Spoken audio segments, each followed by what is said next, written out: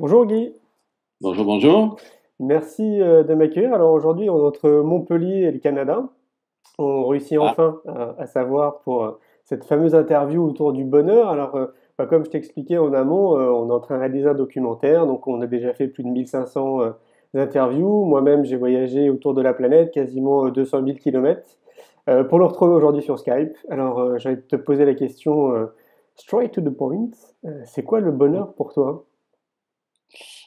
pour moi, le bonheur, c'est comme plutôt l'idée d'une joie assez permanente, en fait. L'idée d'une joie qui est sans cesse renouvelée. C'est ça que je pense. Et le bonheur, je pense qu'il y a beaucoup de choses qui participent au bonheur. Il y a autant les petits plaisirs de chaque jour, prendre un verre de vin, se balader avec une amie ou un ami. Et il y a beaucoup de petits plaisirs qui font partie de nos bonheurs. Mais je pense quand même que le bonheur vient quand même de l'intérieur et je pense que c'est une décision personnelle et très intime. Autrement, on est juste ballotté, je veux dire, entre le malheur et le bonheur.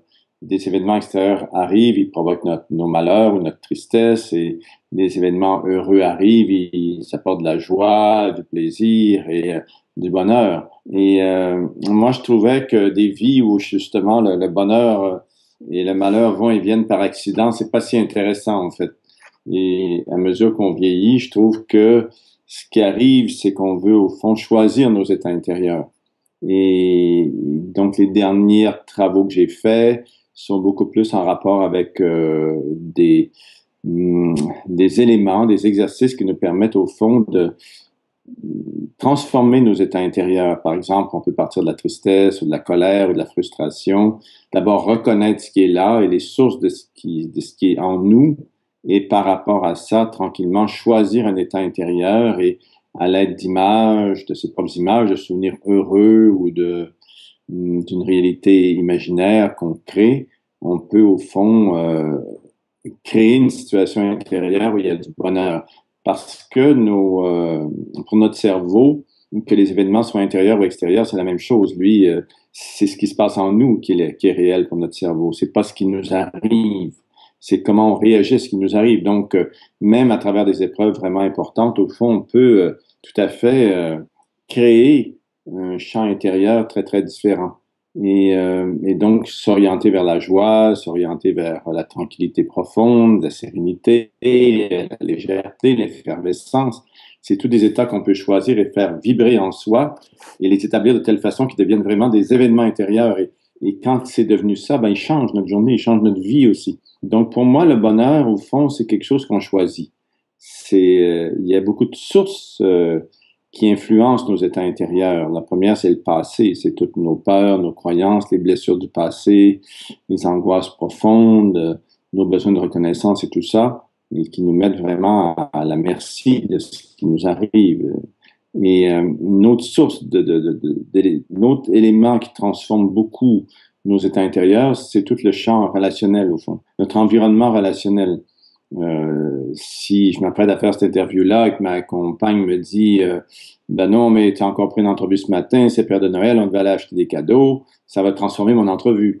Et donc, tout l'environnement ou des situations émergentes dans l'environnement aussi. Par exemple, vous avez les événements de Paris, ça a transformé l'état intérieur d'une collectivité et presque d'une collectivité mondiale d'un seul coup. Donc, nos états intérieurs sont fragiles, en fait, ils sont fragiles à nos environnements, aux situations émergentes, aux champs relationnels et bien sûr, c'est tout notre passé qui parle à travers nos états intérieurs. Si on est triste, par exemple, ça veut dire qu'il y a des éléments en soi, probablement qui sont négligés depuis trop longtemps, des éléments créatifs ou des éléments de ressourcement, qu'est-ce qu'on a besoin pour être inspiré, par exemple, dans la vie, et qu'on n'est pas au rendez-vous.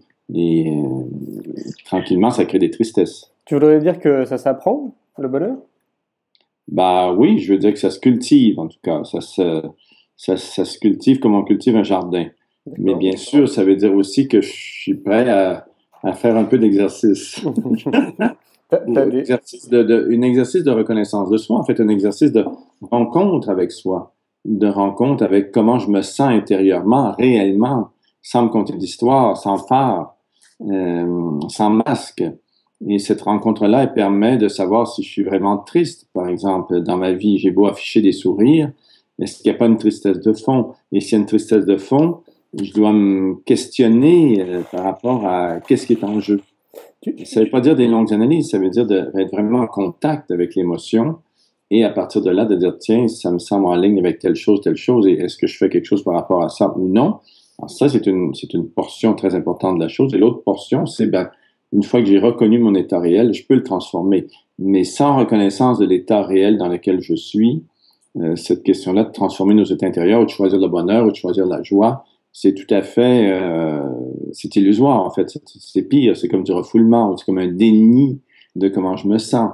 Et la plupart des gens, au fond, vivent dans une sorte de déni de comment ils se sentent vraiment. Beaucoup de gens sont vraiment coupés ou pas en contact avec leur vrai ressenti, en fait, leur vraie colère ou leur vraie tristesse. Et la plupart du temps, ils l'évacuent sur les autres. C'est-à-dire que c'est à cause de toi que je suis triste, c'est à cause de toi que je suis en colère, c'est à cause de ce que tu as fait que je suis frustré, et tout ça. Donc, mais tout ça pour moi, ça va encore dire que la personne n'est pas au rendez-vous d'elle-même, en fait. Elle n'est pas au rendez-vous de ce qui se passe vraiment et est plus confortable encore dans une situation de victime. Alors que si je décide au contraire d'être dans une situation d'acteur de ma propre vie ou d'un créateur de ma propre vie, ou même d'un artiste de ma propre vie, ça veut dire que, et donc j'ai plus de chances de bonheur dans ce cas-là, ça veut dire que je devrais faire face à qui je suis, à qu'est-ce qui m'est arrivé, à comment je me suis constitué, comment j'ai établi une sorte de personnalité, une sorte de personnage auquel je me suis identifié, en lequel je crois, que je balade sur la scène du monde, mais qui au fond n'est pas vraiment moi-même. C'est plus comme le manteau que je porte, au fond. Et si on parle d'un bonheur et d'un choix pour la joie ou pour un bonheur plus installé, plus durable, je pense que ça veut dire que je vais être capable peu à peu de remettre en question cette personnalité ou ce personnage pour aller vers ce que je suis vraiment. Je pense qu'on est essentiellement de la joie, de l'amour, de la paix sur deux pattes, sur deux jambes et qu'on se promène avec ça. Et que libre à chacun de faire briller ou non cette étoile intérieure. C'est toute ça la question pour moi. Mais il y a d'abord le contact, justement, comment je vais prendre contact avec cette dimension intérieure de ce que je suis vraiment. C'est compliqué quand même parce que ça nécessite un vrai travail introspectif. Donc, il faut prendre le temps, il faut se poser dans notre société actuelle où tout va très très vite. Tu fais comment pour prendre ce temps-là? Ben là, chacun a le choix. C'est une question de respect de soi, c'est une question de rencontre de soi-même. Est-ce que je serais plus heureux à la rencontre de tous les rendez-vous que la vie moderne me propose, et de toutes les distractions, ou si à un moment donné, je m'aperçois que c'est seulement des plaisirs éphémères, c'est-à-dire qui me coulent dans les mains comme du sable, et qu'il n'y a pas de bonheur profond à fréquenter tout ça.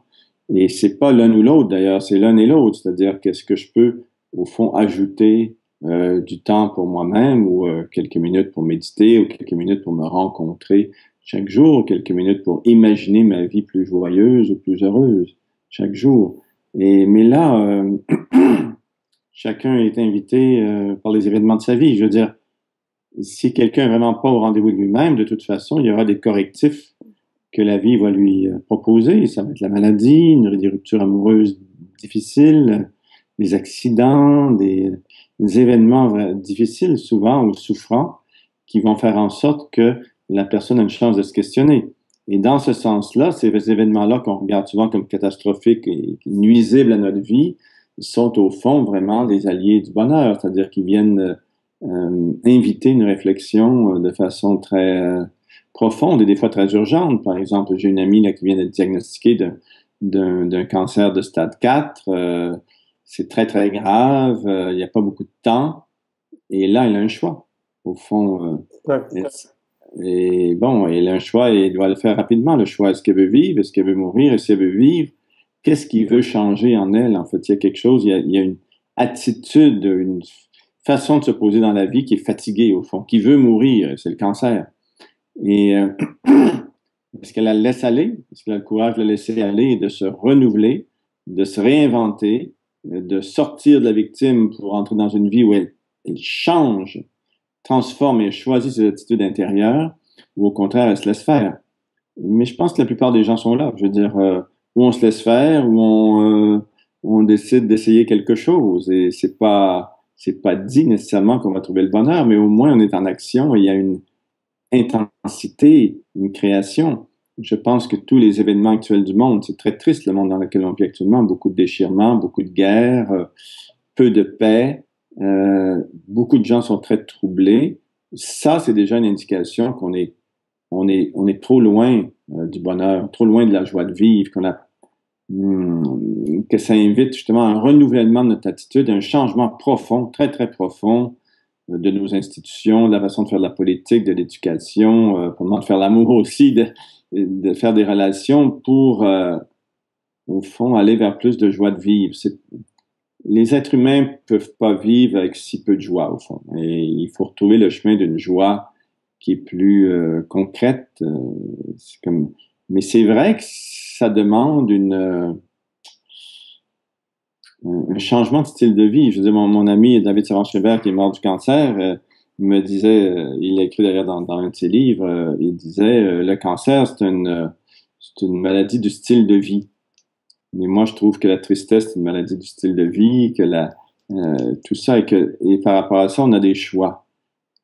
Mais ça veut dire quand même que nos tristesses, nos frustrations, nos colères, nos indignations sont intelligentes. C'est intelligent tout ça par rapport à notre système. Je veux dire, on n'est pas triste pour rien, on n'est pas fâché pour rien, on n'est pas indigné pour rien. Et donc, il faut d'abord écouter l'intelligence qui est en action et ensuite dire, tiens, par rapport à ça, on va choisir autre chose. Et dans ce sens-là, on pourrait dire aussi que les gens autour de nous qui sont tristes, qui sont troublés, tout ça, sont tous d'excellents maîtres parce qu'ils nous invitent à autre chose, au fond. Si vous connaissez un ami qui est très, très triste, vous regardez un peu sa vie avec lui et tout ça, mais cette tristesse-là qui vous affecte, elle vous invite au sourire. Elle vous dit, ben, peut-être qu'il faut prendre une autre orientation. Et pour moi, c'est un peu ça. Je trouve même que les dictateurs sont d'excellents maîtres, c'est-à-dire qu'ils nous disent exactement le chemin à pas suivre. Et je me rappelle à un moment donné dans l'invasion de l'Irak par les États-Unis, il y avait, je me rappelle, on était beaucoup dans la rue pour la paix à ce moment-là, puis on était tous contre l'administration Bush et l'axe du mal et tout ça. Mais moi, j'aime bien ça militer à l'occasion et j'étais dans la rue avec des gens très, très en colère et je trouvais que c'était pas une solution. Je me disais, ben non, si on est en colère, oui, on montre une indignation, c'est juste, mais on fait partie du problème, là. Alors, je me disais, je me posais cette question-là, c'est une question de militant. Je me disais, comment je peux être sur la rue, militer pour la paix et être en paix? Et je me disais, c'est quoi l'attitude? Et je me disais, j'avais trouvé un petit truc, je me disais, Monsieur Bush, vous êtes un excellent enseignant parce que vous nous montrez ce qu'il faut pas faire. Et je vous connais parce que je vous porte aussi. Je veux dire, dans mes relations, des fois, j'aime mieux que les gens se taisent que les gens parlent et de donner la direction et de prendre le contrôle. Alors, j'ai dit, mais je trouve quand même que c'est pas une bonne solution. Alors, voici quelques idées qui pourraient nous aider dans une meilleure direction. Et je trouvais que dans ce sens-là, il y avait une sérénité, c'est-à-dire que je suis pas en train de faire justement de le transformer en méchant ou en Satan. Je suis pas en train de dire que c'est le plus grand Satan de la terre. Je suis en train de dire je porte aussi cette ombre-là. Je sais que c'est plus facile des fois régler des problèmes en étant un dictateur, même à l'intérieur de soi, mais c'est pas une solution à long terme. Ça apporte pas le bonheur, en tout cas. Et donc, ça l'a pas apporté en Irak. Et donc, je me dis, voici quelques idées par rapport à ça. Et je trouve que là, dans ce sens-là, je suis en train de militer d'une façon qui est plus heureuse, parce que j'ai réglé mon contentieux. Je suis pas en train de faire des bons et des méchants. J'étais en train quand même d'être un acteur de l'union, mais je lui ai dit, là, ce que vous faites, ça ne sert pas la fraternité humaine, ça ne sert pas l'union, et moi, c'est des idéaux que je veux absolument défendre, qui sont importants pour moi, et je vous fais une proposition par rapport à ça. Je trouvais que c'était une meilleure attitude qu'être juste en colère, parce que si je suis juste en colère, je décharge ma colère le temps d'une manifestation, ou je reste en colère, ou tout ça, mais j'ai pas réglé le problème de fond, qui est que moi aussi, je suis un dictateur, au fond, en puissance. Ce qui voudrait dire qu'on est vraiment responsable comme tu disais, de ses choix. Donc évidemment, on est responsable de son malheur comme de son bonheur, quoi, si je te suis bien. On n'est pas responsable de ce qui nous arrive, on est responsable de comment on réagit à ce qui nous arrive. Il y a des événements dans nos vies qui effectivement sont vraiment apportent du malheur ou des catastrophes. Et là, au sein du malheur, j'ai une chance de me réveiller et de dire, tiens, comment je transforme cette épreuve en possibilité de joie. Parce qu'au fond, si je vais au fond de ma pensée, je vous dirais que toutes les situations sont bonnes pour travailler sur soi. à condition que j'accepte ce défi-là, de ce chantier-là, au fond, de ce jardin-là à cultiver, d'une meilleure relation avec soi-même et d'une meilleure relation avec la joie et avec le bonheur. Et ça veut dire aussi que j'accepte je sors de la victimite aiguë pour entrer dans une sorte de responsabilité créatrice. Moi, je trouve des fois que la notion de responsabilité est trop porteuse de culpabilité ou de choses comme ça. Mais alors, j'aime ça dire, donc, ça m'invite plutôt à une créativité. C'est-à-dire, comment je vais m'y prendre autrement, au fond, pour arriver à plus de joie. C'est ça qui m'intéresse dans cette histoire-là. Ce qui veut dire que joie, bonheur, c'est la même chose? Non, non, non. Les joies, au fond, sont... moi, j'aime mieux la notion de joie que la notion de bonheur, en fait, parce que je trouve que la notion de bonheur est très charriée par la publicité et tout ça. Là, vraiment, là, c'est très récupéré actuellement.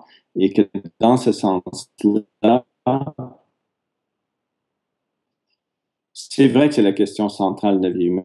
Mais je trouve que j'aime la notion de joie parce que je la trouve plus intense et plus... on a des feux de joie dans notre vie, on a des feux d'artifice, on a des choses comme ça. Et comment je vais en faire justement un événement plus durable, plus permanent, qui va faire partie de mes choix quotidiens et tout. Mais rendu là, je veux dire, ça s'apparente au bonheur, c'est ce que je veux dire. Pour moi, le bonheur, ça serait une sorte de béatitude permanente, au fond, ou de joie permanente. Et dans ce sens-là, je trouve que moi, par exemple, j'aime mieux, en tout cas, je suis plus à l'aise avec le concept de joie qu'avec la notion de bonheur. Parce que le bonheur, j'ai toujours peur de jouer au bonheur ou de faire semblant au bonheur ou qu'on m'impose des bonheurs factices, en fait. C'est pas grave, hein, parce qu'on se rend compte que éventuellement ça marche pas. Et on en souffre et on revient sur une autre voie. Mais je trouve que la notion de joie est très intéressante. Je trouve, par exemple, que moi-même, j'ai souffert d'un cancer de stade 4, donc potentiellement terminal. Ça a super bien été. Mais ce qui m'a beaucoup aidé, c'est de faire vibrer des états de joie en moi chaque jour et très, très profondément, très puissamment. Et cette culture-là finit par l'emporter. Je veux dire, à un moment donné, si tu médites chaque jour, tu visualises chaque jour, si tu parles avec tes cellules chaque jour, à un moment donné, ça a un effet. Je veux dire, tu es de bonne humeur. Et cette bonne humeur-là, c'est comme un bonheur permanent, mais qui vient pas seulement de l'extérieur, qui vient t'as produit ou t'as éveillé quelque chose en toi qui est de l'ordre de la joie. Et pour moi, cette joie-là est la chose la plus naturelle. Je pense qu'on est d'abord et avant tout un éclat d'extase quand on arrive au monde, quand notre âme, notre esprit prennent chair. Je pense qu'il y a un éclat de lumière fantastique et que on vient de cette joie-là, on vient de cette extase-là, on vient de ce bonheur-là, au fond. Et la question pour moi, c'est comment j'installe cette joie-là d'une façon plus permanente, comment je la choisis chaque jour et comment elle devient la source d'un bonheur plus durable, au fond.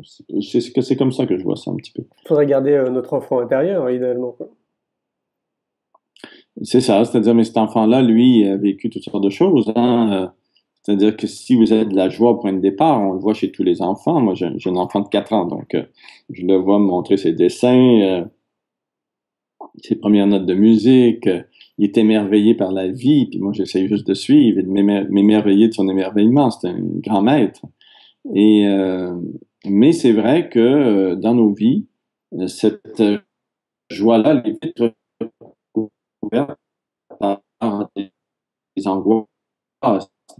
Donc, et la première angoisse, déjà au sortir du ventre de maman, et même avant, c'est l'angoisse, c'est la peur de ne pas exister. Donc, la nature, c'est à cause de la séparation, de l'impression de séparation, de division avec la mère, ou avec le monde, ou avec l'unité fondamentale, et répondent à ça des angoisses spécifiques, qu'on appelle existentielles, c'est-à-dire qui viennent au monde avec nous, souvent meurent avec nous, et ça se résume au fond dans la peur du néant, la peur du vide, la peur de ne pas exister. Et la nature a inventé un mécanisme très simple pour les mammifères, c'est le regard, les yeux, les grands yeux des enfants, des phoques, tout ça pour créer de l'attachement, pour créer de l'appartenance et créer de la reconnaissance. Donc, c'est parce que je me sens reconnu dans les yeux de mes parents que je pourrais par la suite me reconnaître moi-même.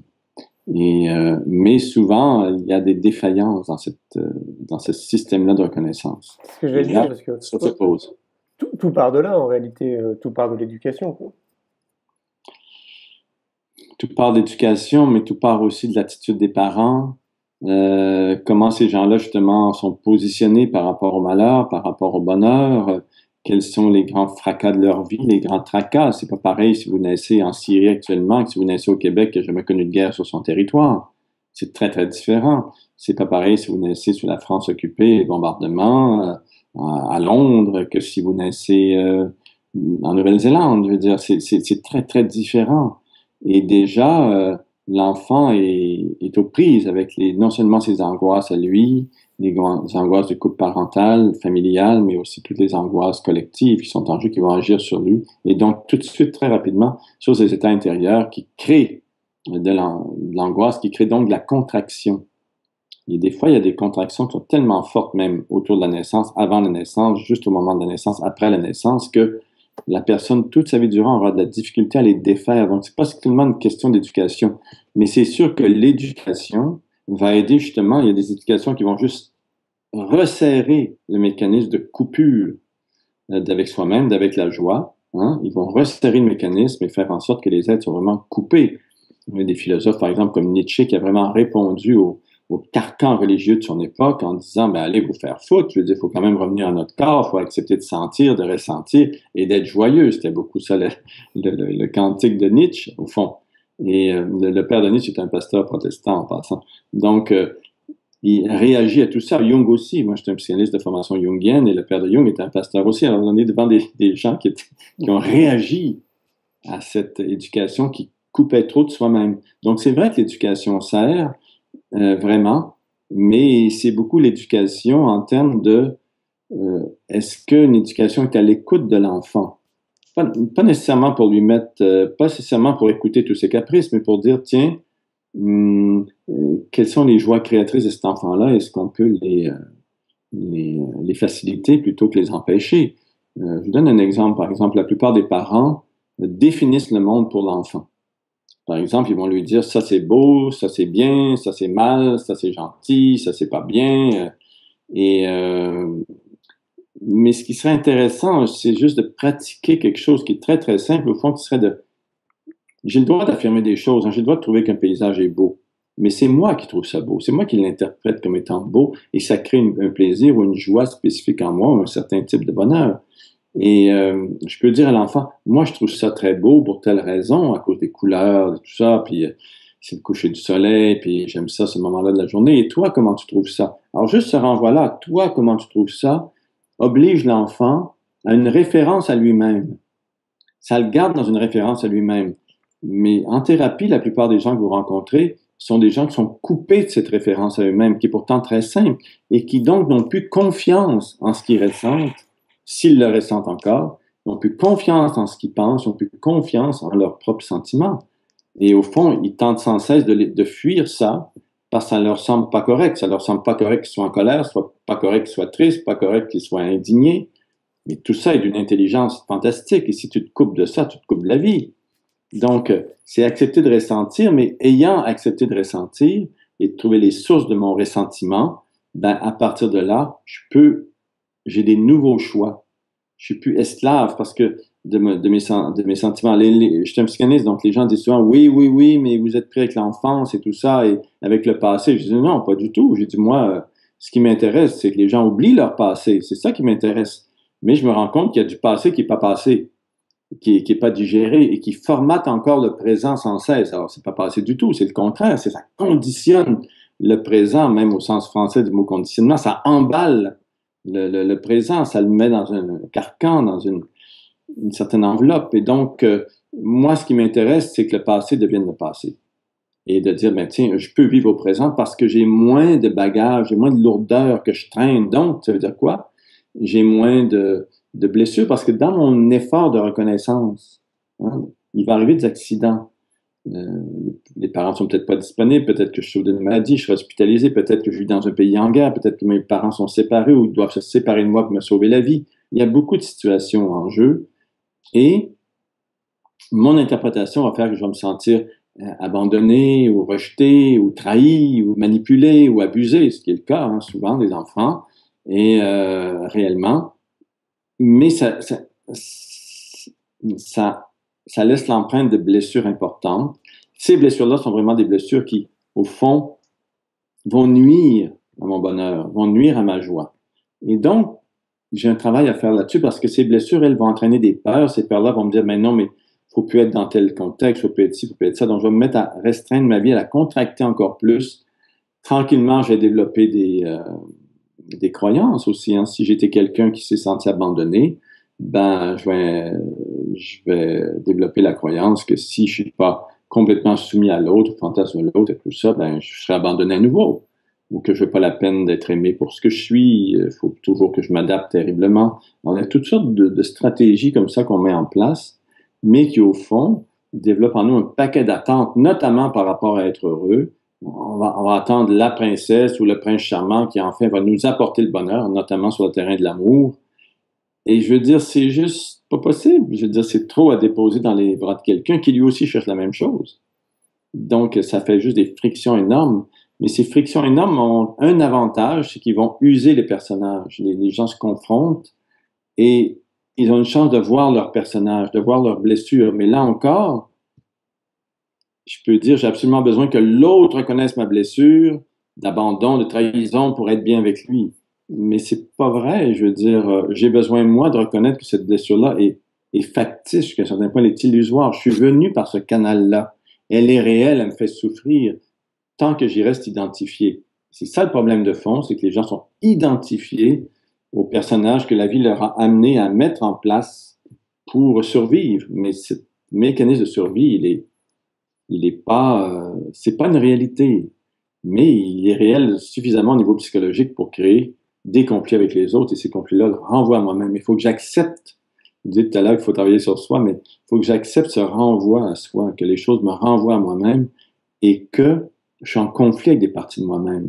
Moi-même, j'abandonne des parties de moi, je trahis des parties de moi, voulant tellement être reconnu par les autres, je me reconnais plus moi-même, donc je reconnais plus quoi exactement, je reconnais plus ma créativité, mes élans créateurs, je reconnais plus ce dont j'ai besoin pour être heureux, pour avoir une vie qui est plus paisible, qui est plus à mon goût, et je reconnais plus mes idéaux profonds qui donnent du sens à ma vie. Et je suis en trahison de ça, mais j'accuse les autres de me trahir. Mais tant que dans cette vibration-là de la trahison de moi-même, je ne peux que rencontrer des situations où je me sens trahi. Là, Donc, tu parles du conditionnement sociétal. Ce conditionnement est très fort, quoi. il n'est pas juste sociétal, il est psychique, il est psychologique, oui, il est parental, il est familial, il est tout ce qui part religieux, il est racial, il est toutes sortes de conditionnements qui font que les êtres se perçoivent plutôt comme moches que comme magnifiques. Alors qu'au point de départ, chacun est sur son élan de joie, hein, qui le mène au bonheur. Voilà. Est-ce qu'on gagnerait pas du temps justement à proposer un autre modèle en termes d'éducation que ce que nous propose l'éducation nationale, en instaurant la gestion du stress, la gestion des émotions, pourquoi pas du yoga, non? Ah, tout à fait, de Ouais. la méditation, du yoga, mais je trouve qu'un des outils qui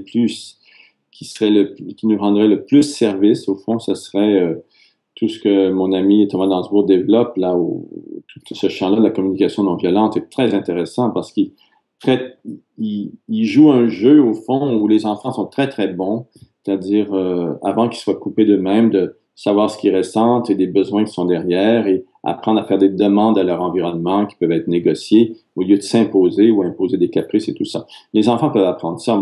Moi, je trouve que ça devrait être montré à la maternelle. Ouais, c'est Et clair. oui, et j'ai vu l'autre jour, j'étais très content parce que j'ai visité une école parce que Nicolas va rentrer à la maternelle et j'ai visité une école où en première année de l'élémentaire chez nous, donc quand des enfants ont 5-6 ans, il y avait la CNV au programme. Mais j'ai pris une photo de ça pour l'envoyer à mon ami Thomas. J'ai dit, wow, c'est fantastique, c'est en train de rentrer dans les écoles. Et moi, c'était vraiment mon souhait quand je suis rentré en contact avec la CNV. Mon idée, c'était que ce soit enseigné dans les écoles, très, très tôt, le plus tôt possible, parce que ça veut dire aussi que des enfants vont montrer même à leurs parents comment communiquer, en fait. Et c'est une des solutions vraiment envisagées. Et l'autre, c'est vraiment de stimuler la créativité des enfants. Parce que jouer, tu as des grands pédagogues qui ont montré ça, jouer pour les enfants, c'est vraiment la façon de vaincre l'angoisse. Hein? Et c'est la façon aussi d'être heureux dans la vie parce que ma créativité va reposter. C'est bien beau, moi je dis il faut développer choisir nos éléments intérieurs et tout ça, mais ça doit être accompagné par une autre contrepartie qui est beaucoup plus active et qui est à l'extérieur. C'est comment je fais resplendir cette joie-là à l'extérieur. Ben, c'est en faisant des choses qui correspondent à mon élan créateur. Peut-être, pour moi, l'élan créateur, c'est pas seulement artistique, là, ça veut dire peut-être j'ai un élan d'enseignant ou de soignant ou de chercheur ou d'artiste ou de bâtisseur, de concepteur, de gestionnaire. Il y a des familles d'élan et si je suis dans mon élan, ben, je suis plus heureux parce que je vois pas le temps passer et j'ai l'impression de contribuer à l'humanité. Et fantastique, et encore mieux si je sers des idéaux et que je me ressource à travers ça. Donc, pour moi, c'est ça qui est en jeu, c'est aider les enfants à rester proches du jeu et de la créativité. Mais souvent, c'est justement ce temps-là de jeu qu'on coupe sans cesse chez les enfants. Mais les adultes sont malades et angoissés parce qu'ils jouent plus assez. Il faut juste se rendre compte de ça. Et c'est pour ça que les jeux vidéo pour adultes ont tellement c'est une vague très populaire. Pourquoi? Parce que les adultes ont besoin de jouer aussi. Mais bon, il faut peut-être trouver des jeux qui nous permettent, justement, le jeu, c'est d'exercer notre élan créateur. Alors moi, je trouve ça, je veux dire que ça prendrait des écoles qui, au fond, oui, éduquent les enfants, mais oui, éduquent aussi à la communication, mais aussi ça reste proche de l'élan créateur de l'enfant, tout ce que les enfants veulent créer, peuvent créer, parce qu'ils sont naturellement comme ça. Je veux dire, c'est notre nature qui est comme ça, c'est un mouvement. On est en mouvement, c'est un mouvement de création, c'est un mouvement amoureux, c'est un mouvement d'union avec le monde. C'est notre nature profonde et d'union avec soi-même. La coupure d'avec soi fait en sorte que le mouvement est coupé. On entre dans un mouvement contre nature et c'est pour ça qu'on rencontre de plus en plus d'obstacles dans nos vies parce qu'on est à contre-courant. C'est comme si tu étais en train de nager à contre-courant, mais maintenant on a installé des générations de gens qui nagent à contre-courant. Et pour qui la vie est très difficile, puis qui pensent que la vie doit être difficile. Et de l'autre côté, tu n'as pas l'impression qu'il y a des gens qui se réveillent justement depuis 4-5 ans? On parle de prise de conscience ou de changement de paradigme? Ah, tout à fait, c'est très heureux. Moi, j'espère d'être en train de participer au changement de paradigme. Je suis convaincu de ça. Mais depuis 4-5 ans, depuis 40 ans, 50 ans, je veux dire, moi, je suis assez vieux pour avoir connu tout le mouvement hippie des années 70 avec les idéaux de ce mouvement-là et tout. Et ce qu'on avait envisagé était une société tellement plus libre et aussi ce qu'on vivait partiellement à l'époque. Et réinventer de la politique, j'étais très investi dans la politique étudiante en 68-69, en pleine contestation et tout ça. Et c'était très intéressant parce que c'était un fourmillement d'idées de comment être plus démocrate, plus égalitaire, plus... et moi, je trouve que ces idéaux-là sont encore très, très importants. Maintenant, donc, il y a une cassure dans les années 50-60 très importante avec le vieux monde et il y a un nouveau monde qui cherche à prendre racine. Et c'est vrai qu'on voit se multiplier beaucoup d'expériences créatrices. Et moi, je suis tout à fait avec ça. Je pense que c'est fantastique ce qui est en train d'arriver. En même temps, je pense qu'on va voir beaucoup de choses très dommageables et très regrettables et qu'on va voir en même temps beaucoup d'inventions, beaucoup de créativité dont on a absolument besoin. Il y a vraiment un monde à réinventer au niveau politique, au niveau éducationnel, familial. Il y a vraiment besoin de réinventer tellement de choses. Économique aussi. Économique, absolument, mais je me rends juste compte que ça va prendre beaucoup plus de temps qu'on le pense. Tu sais? Est-ce qu'on parle, si on s'y met tous, ça va prendre 1 ou 2 générations, mais si on ne s'y met pas, on n'est pas en train de s'y mettre. Enfin, une certaine partie de la population s'y met, malgré tout. Oui. Ouais. Oui, et dans ce sens-là, les crises nous aident aussi parce que les gens se rendent compte, il y a de plus en plus de gens qui se rendent compte que ça ne peut pas continuer comme ça. Par exemple, le terrorisme, c'est très regrettable, mais en même temps, tu peux te dire qu'il est basé sur quoi? Qu'est-ce qui le nourrit, ce terrorisme-là? La peur. Hein? La peur. Mais derrière la peur, c'est toutes les inégalités sociales, les injustices, c'est-à-dire que tu as une grande partie de la population mondiale qui vit dans des situations d'inégalité au niveau des richesses, au niveau du partage des richesses et tout ça, qui crée tellement de frustration que je pense qu'on a dépassé le point d'équilibre et que dans ce sens-là, c'est ça qui vient nourrir le terrorisme. C'est-à-dire que ça permet juste un terrain où le terrorisme devient possible parce qu'il y a trop de gens qui sont terrorisés par notre système économique, qui vivent dans des conditions terrifiantes aussi, de pauvreté ou de guerre ou de déportation, d'immigration. Moi, là, j'ai le cœur fendu par l'idée de l'hiver qui s'en vient, puis qu'il y a tant de réfugiés à la porte de l'Europe, ou à la porte du Canada, et tout ça. Je trouve ça terrible, tout ça. Ouais, bah ouais, c'est clair. Hein. Oui. Donc, mais qu'est-ce qui nourrit ça? C'est toutes les insatisfactions profondes. Et donc, c'est pour dire aussi que tu peux te mobiliser contre le terrorisme et mobiliser des armées, des avions et des milliards de dollars pour ça. Mais au fond, il faut à la fois combattre, mais que ces milliards-là, ça pourrait être aussi utilisés à des questions comme une meilleure répartition des richesses, changer les conditions du monde et changer les conditions économiques.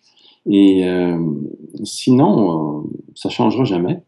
Si on n'accepte pas, nous, occidentaux, qui partageons qui possédons la majorité des richesses de la planète, on est seulement 5%. C'est ça. 90% des richesses, ça ne va pas. Il y a un problème réel de partage. Donc, tant que nous, on n'accepte pas de commencer à partager, d'ouvrir nos portes, changer la façon dont on fait de la business, de changer la façon dont on fait nos couples et tout ça, une meilleure égalité des hommes, des femmes et tout, tant qu'on ne fait pas ça, je veux dire, il n'y a rien qui peut changer.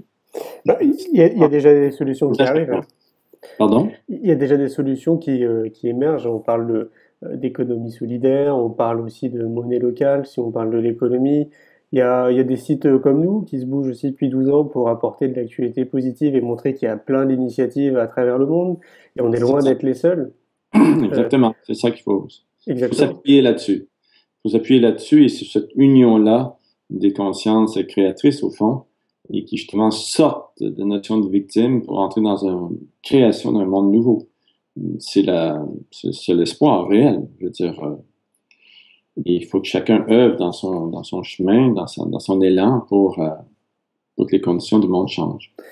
Tu aurais, toi, des outils à transmettre enfin, j'imagine que oui, mais peut-être de manière un peu synthétique pour une personne qui nous écoute et qui se dit « Ah ouais, c'est vrai qu'ils ont raison, mais qu'est-ce que je peux faire moi à mon niveau ?»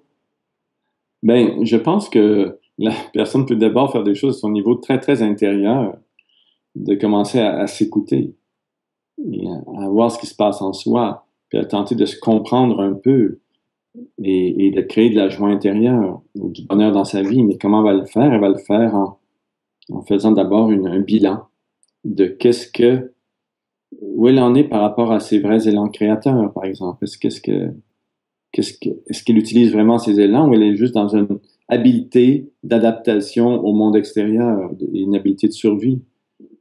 Cette personne-là, est-ce qu'elle ose s'exprimer, de dire vraiment ce qui lui tient à cœur? C'est quoi ses idéaux? Est-ce qu'elle s'accorde aussi le ressourcement nécessaire pour rester inspirée et plus près du bonheur? Par exemple, la plupart des gens, je vois que la plupart des gens, et moi y compris souvent, on coupe sur nos heures de sommeil, c'est juste pas une bonne idée. On se répare dans le sommeil, mais on est tellement des éléments producteurs dans une société de production qu'on coupe sur nos heures de travail pour être plus productif à l'extérieur. Mais c'est pas une bonne idée. Dormir, c'est important. Aller vers les choses qui nous inspirent, c'est important. Célébrer aussi le fait qu'on a quand même les choses fondamentales. Hein. C'est la lumière, c'est l'air, c'est l'eau. On a accès à des choses fondamentales. On a accès à des bons aliments. Faire les choix des aliments qui servent plus notre vitalité. Ça aussi, ça encourage au bonheur. Prendre des jus verts. Je veux dire, il y a toutes sortes de choix qu'on peut faire qui permettent de servir l'énergie, au fond. On est de l'énergie, donc c'est ça qu'il faut se rendre compte. On est de l'énergie, donc de faire des choix qui servent l'énergie, qui servent le bonheur, qui servent la joie d'être au monde et de la faire resplendir à travers des actions. Et, je pense que c'est ça qu'on peut faire, mais au point plus technique, je dirais que c'est la question de s'aimer soi-même. Qu'est-ce que ça veut dire? Si je sors de ma dépendance au regard des autres, puis je me reconnais un peu plus, je pense que c'est la meilleure chose qu'on peut faire.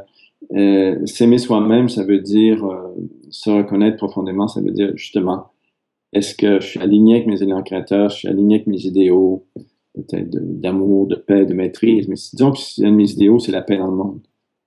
Comment est-ce que je fais au fond pour être un vrai agent de la paix dans le monde? Il faut d'abord que ça veut dire que je vais installer la paix dans mes relations à moi, mes relations intimes, mon cercle intime, ma compagne, mon compagnon, mes amis proches, ma famille, mes parents, mes enfants. c'est d'abord là que ça commence, cette paix-là. Ça veut dire qu'il faut que je sorte des non-dits, ça veut dire qu'il faut que les choses commencent à se dire, qu'on ne soit pas dans justement un bonheur de surface, mais un bonheur profond, qui est vivant, qui est mouvant, qui est émouvant. Et je trouve que ça, c'est des éléments importants. Et donc, créativité, ressourcement, et l'autre aspect qui est tout le respect des idéaux qu'on porte en soi, et de dire, tiens, moi, voudrais vivre dans un monde, c'est quoi mon rêve par rapport au monde, et commencer à vivre un peu plus en rapport avec ça, parce que sinon, on est juste en trahison de soi-même. On a beau accuser le monde d'être horrible, il reste qu'il ne changera pas tant qu'on maintient de l'horreur en soi. Et l'horreur, c'est l'horreur d'être coupé de ce qu'on est vraiment. Ce qu'on est vraiment participe déjà au monde. On est déjà unis à tout ce qui existe sans.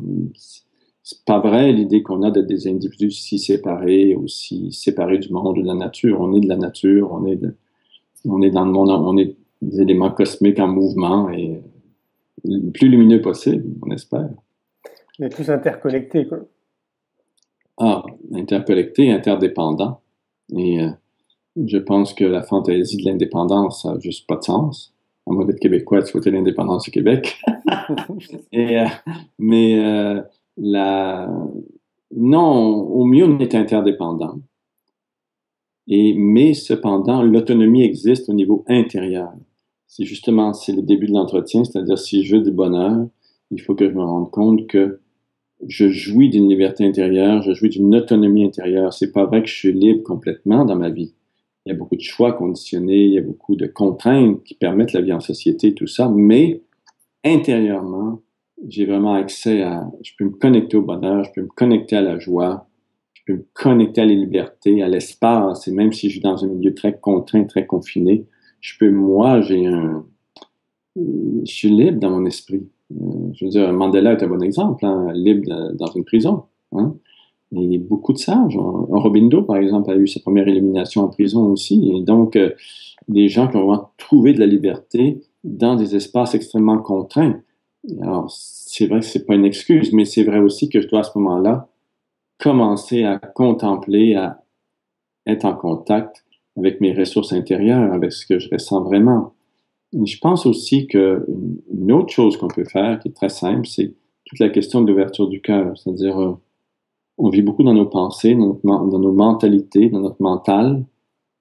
Et je pense qu'il y a moyen de descendre d'un étage et d'ouvrir le cœur. C'est-à-dire, comment est-ce que je peux, au fond, accueillir le monde à partir du cœur, distribuer de l'amour. Par exemple, moi, j'ai un petit exercice qui est très, très simple, par exemple, qui est comme respirer, hein, inspirer de l'amour et répandre de l'amour et de la joie autour de soi.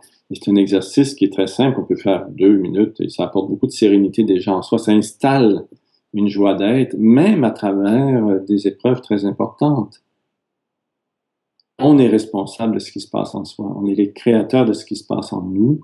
Et ça permet d'être les meilleurs créateurs dans le monde. Mais dans le monde, on peut juste faire ce qu'on peut faire. On peut faire au mieux.